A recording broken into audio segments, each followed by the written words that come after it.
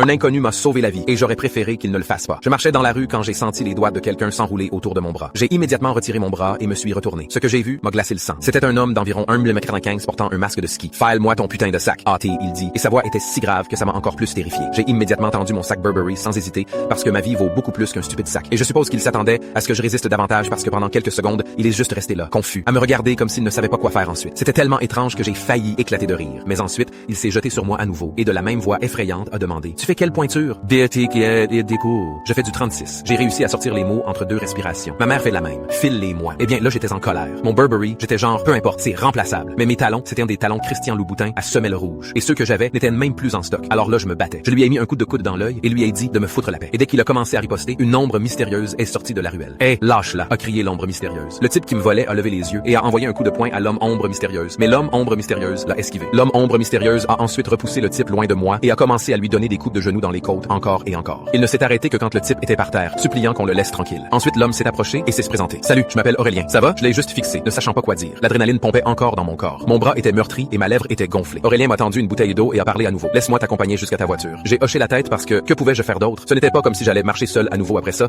mais dès que je me suis assise sur le siège passager, j'ai réalisé quelque chose. Mes bras me faisaient trop mal pour conduire à cause de l'agression. Je ne pouvais pas le faire. Et je suppose qu'Aurélien l'a remarqué parce que c'est là qu'il a posé une question. Ça semblait être une question simple à ce moment-là, mais je ne savais pas encore que ça allait tout changer. Il a demandé: Tu veux que je t'appelle un Uber? J'ai hoché la tête et a demandé: Tu peux venir dans la voiture avec moi? Parce qu'à ce moment-là, je ne voulais plus jamais être seul avec un homme. Il a accepté. On a roulé jusqu'aux urgences et Aurélien a attendu avec moi dans la salle d'attente. Il m'a laissé dormir sur son épaule et m'a même acheté des snacks du distributeur automatique. Ils étaient périmés, mais j'ai quand même apprécié le geste. Pendant tout ce temps, il n'a même pas essayé de flirter avec moi. On aurait vraiment dit qu'il m'avait protégé juste pour être gentil au lieu de vouloir coucher et honnêtement, ça m'a donné un petit coup de cœur pour lui. Quand le médecin est finalement sorti pour me voir, je suis entré seul dans la salle. Mais c'est ce qui s'est passé ensuite qui est vraiment dingue. Donc, je sortais de la salle d'évaluation et Aurélien était toujours dans la salle d'attente à m'attendre. J'ai lentement boitillé vers lui et j'ai remarqué qu'il parlait à quelqu'un en FaceTime. Dès qu'il m'a vu, il a coupé FaceTime et est passé en appel audio. Il avait des AirPods, mais ils étaient super cheap et vieux. Donc le son fuyait à travers les AirPods. Et quand je me suis assise à côté de lui, je pouvais entendre tout ce qu'il disait. Le type avec qui il était au téléphone a dit: Mec, j'arrive pas à croire que ça a marché. Je devrais agresser des femmes dans les ruelles plus souvent. Aurélien a ri. Je sais carrément, mec. Je suis trop content.